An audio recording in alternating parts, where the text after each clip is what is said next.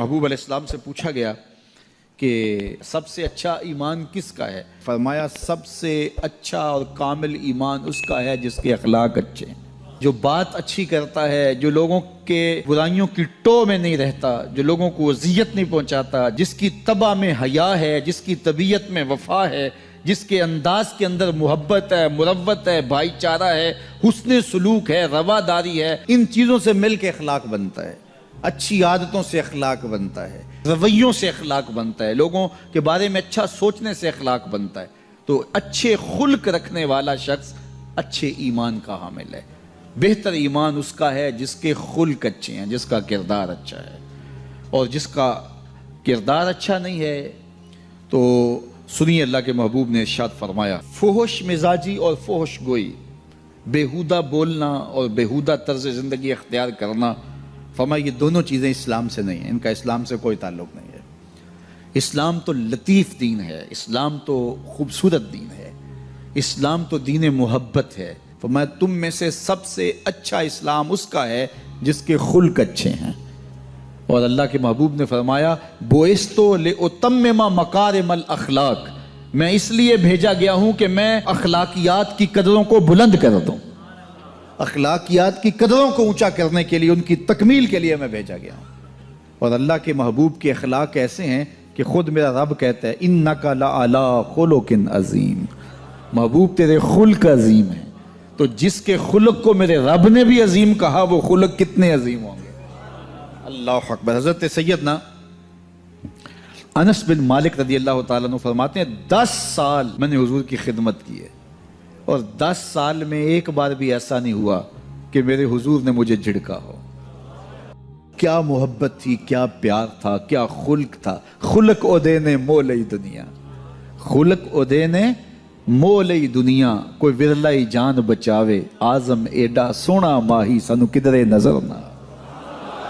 کچھ ان کے خلق نے، کچھ ان کے کردار نے کر لی، مسخر ساری دنیا شہ ابرار نے کر لی۔ تو اچھے اخلاق کا حامل جب بندہ ہوگا، اس کا ایمان کامل ہوگا اور اس کا ایمان اچھا ہوگا۔ تو نامہ اعمال میں جو عمل ڈالے جائیں گے، جو ترازو پہ، میزان پر جو عمل ڈالے جائیں گے، سب سے وزنی عمل نماز نہیں ہوگا، روزہ نہیں ہوگا۔ سب سے وزنی عمل کون ہوگا؟ جو پلڑے کو جھکا دے گا، وہ حسن خلق ہے۔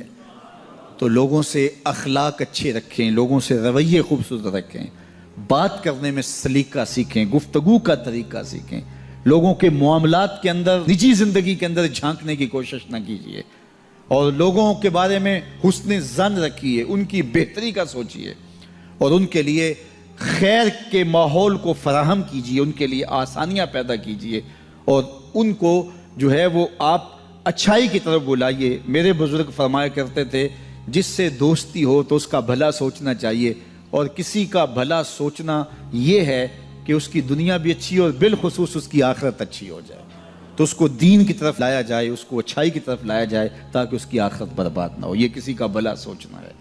تو اچھے اخلاق کا حامل شخص ہی ایک اچھا مسلمان ہوتا ہے۔ صوم و صلات سے کوئی شخص نہیں پہچانا چاہتا، یہ تو اس کا ذاتی معاملہ ہے۔ کسی شخص کی پہچان اس کے اخلاق سے ہے۔ نکاح کرنے کے حوالے سے بھی اللہ کے محبوب نے ہمیں جو رہنما اصول دیا، فرمایا جس کے اخلاق اور جس کا دین تمہیں پسند آ جائے اس سے اپنی بیٹی کا نکاح کر دو۔ تو وہاں دولت دیکھنے کی تلقین نہیں کی گئی۔ اگر یہ قدریں ہوں گی ہماری، ایک دوسرے سے جڑنے کی، ایک دوسرے سے قریب ہونے کی، رشتہ داریاں کرنے کی، تو پھر اچھا معاشرہ تشکیل پائے گا۔ اور جب ہماری جو ہے وہ ترجیحات اس سے ہٹ کر کے ہوں گی تو پھر اچھا معاشرہ تشخیص نہیں پائے گا۔ آج اس سے تعلق جوڑا جاتا ہے جس کے پاس دولت کی کثرت ہو یا کوئی صاحب اقتدار ہو، تو لوگ اس سے تعلق رکھتے ہیں، چاہے اس کے اخلاق کتنے ہی برے کیوں نہ ہوں، اس کے رویے کتنے ہی تلخ کیوں نہ ہوں۔ جو اچھے خلق کا حامل ہے اس کی قربت اختیار کرو، تمہیں زندگی اور آخرت کا نور نصیب ہوگا۔ اس کائنات میں سب سے افضل شخص کون ہے؟ سب سے اچھی ڈیوٹی کون سی ہے؟ سب سے سونی نوکری کون سی ہے؟ کہتے ہیں کہ فلاں نوکری بہت اچھی ہے، فلاں کاروبار بہت اچھا ہے، فلاں جگہ پیسہ بہت ہے، فلاں شعبے میں عزت بڑی ہے۔ لیکن آؤ حضور سے پوچھتے ہیں سب سے افضل کون ہے، سب سے اشرف کون ہے؟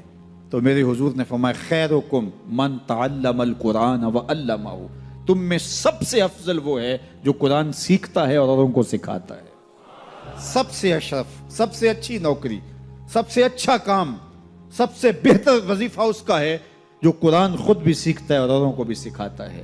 تو اس کتاب سے جڑ جاؤ، اس کتاب سے وابستگی اختیار کرو۔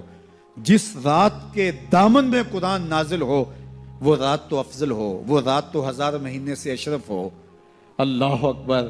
تو پھر مجھے بتاؤ کہ جو قرآن کو اپنی روح میں بسا لے، جو اپنے اعمال کو قرآن کی تعلیمات کے تابع کر دے، جو اپنے دنوں کو قرآن کے اجالوں میں گزارے، اپنی راتوں کو قرآن کی تلاوت میں بسر کرے، دن کی تنہائی میں اور رات کے اجالوں میں قرآن پڑھے، بتاؤ وہ کتنا اشرف ہوگا۔